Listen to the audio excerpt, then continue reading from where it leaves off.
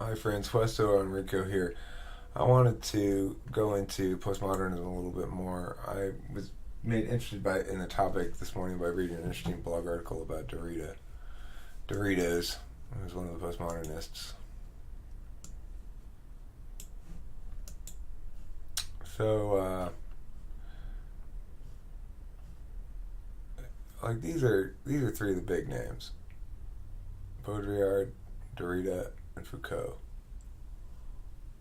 Um, these are anthropologists because this is from an anthropology website.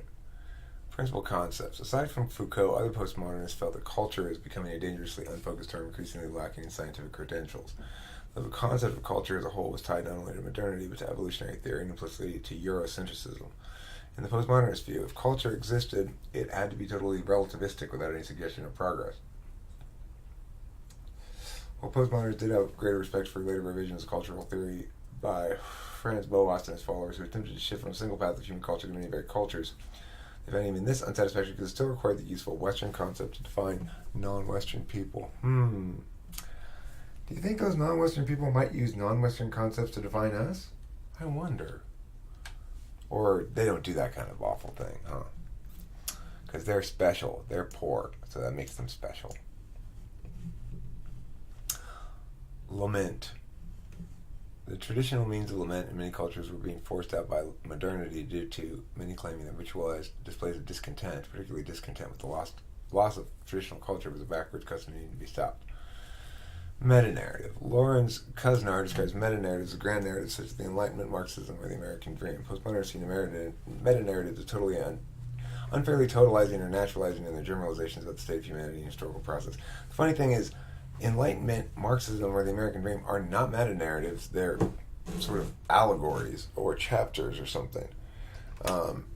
Meta-narratives are things like cognitive functions, which is a good meta-narrative combined with a bunch of other stuff like locutionary frames and stuff like that, which does actually give you a superior vantage point. Note that they have an implicit meta-narrative in postmodernism, they just don't acknowledge it, which is relativism, just abject relativism. And it's best to call it abject because it's necessarily morally wicked. Paralleling the generally relativistic and skeptical attitudes towards scientific authority, many postmodernists advocate polyvocality, with many voices, which maintains there exist multiple legitimate versions of reality or truths as seen from different perspectives. Well, sure, but that doesn't mean that all realities or truths are legitimate. Postmodernists construe Enlightenment, rationalism, and scientific positivism as an effort to impose hegemonic values and political control on the world. No, it's an effort to have words mean things. By challenging the authority of anthropologists and other Western intellectuals, postmodernists see themselves as defending the integrity of local cultures and helping weaker peoples to oppose their oppressors. Aren't you imposing the fact that they're victims upon them? Aren't you imposing the fact that your relativistic bullshit is necessarily preferable? What if they're doing something awful? Yes, there are things that are fundamentally awful. Idiots. Foucault was a prominent critic of the idea of culture, preferring instead to deal with the concept of power as the major focus of anthropological research. That's if you have no principles, that's what you're left to go down to is might makes right. Foucault felt that it was through the dynamics of power that a human being turns himself into a subject. This is not only true of political power, but also includes people recognizing things such as sexuality as forces to which they are subject. The exercise of power is not simply a relationship between partners, individual or collective. It is a way in which certain actions modify others, which is to say, of course, that something called power, with or without a capital letter, which is assumed to exist universally in a concentrated or diffused form, does not exist. Well, duh, Foucault. You mean power is a general term referring to lots of different kinds of power? Oh my God, blow my mind. Radical skepticism. The systematic skepticism of grounded theoretical perspectives and objective truths is held by many postmodernists had a profound effect on anthropology. Skepticism has shifted focus from the observation of a particular study to reflective consideration of the anthropological observer. According to Rossineau, postmodernists can be divided into two very broad camps: skeptics and affirmatives. Skeptical postmodernists are extremely critical of the modern subject. They consider the subject to be a linguistic convention. They also reject any understanding of time because for them, the modern understanding of time is oppressive and it controls and measures individuals. Really? So can they not be late then? They reject theory because theories are abundant and no theory is considered more correct than any other. Not true. Lots of theories are considered more correct than others. And some theories are more correct. That's why they're better. They feel that theory conceals, distorts, obfuscates. It's alienating, disparate, dissonant. It means to exclude, order, and control real powers.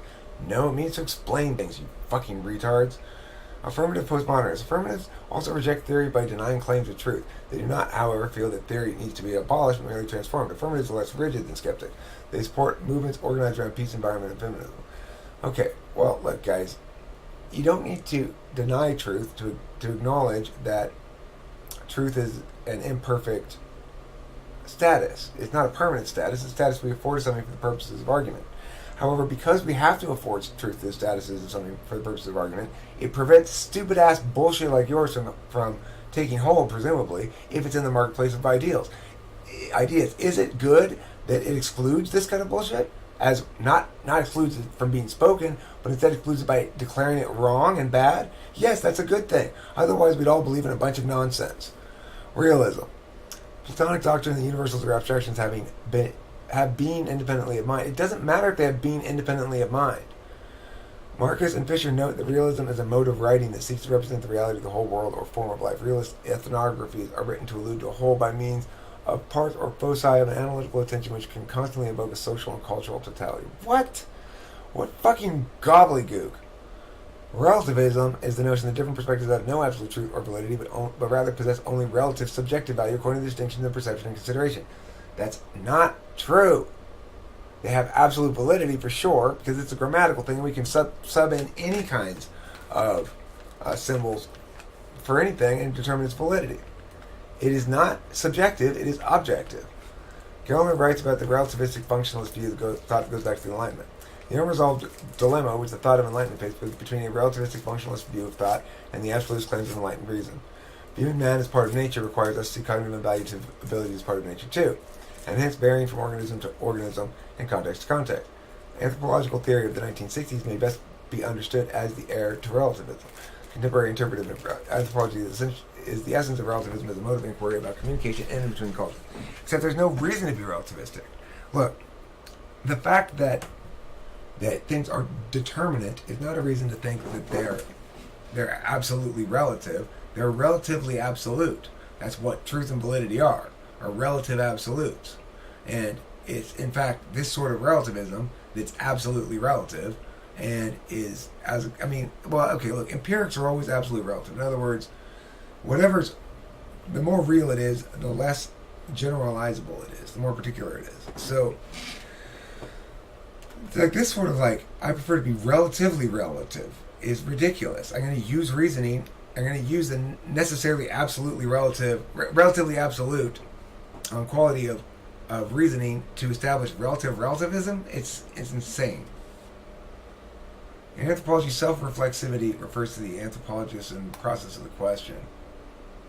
Okay, it is good to see the illocutionary frame, but that doesn't mean you have to get bogged down in it, because ultimately it's something we are practiced in ignoring for a reason. It makes communication vastly more effective and efficient. Fucking idiots.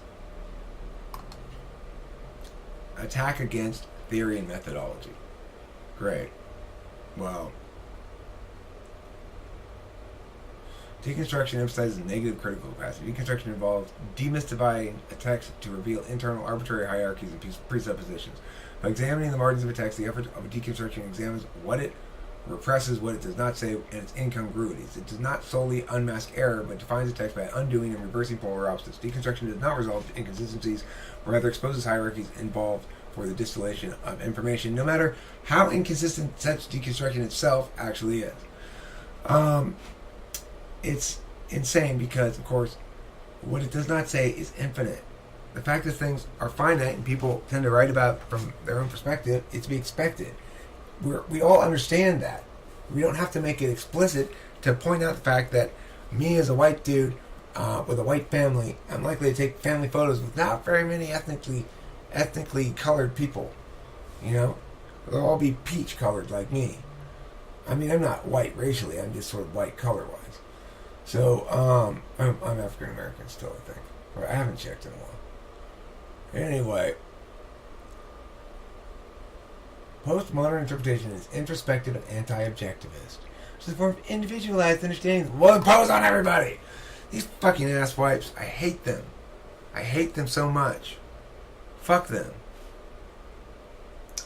That's what I have to say about that. A bunch of feelers. A bunch of fucking INFPs. Make that shit. But let's validate those people who are suffering. Let's validate them more. Just fucking use your TI, morons. God.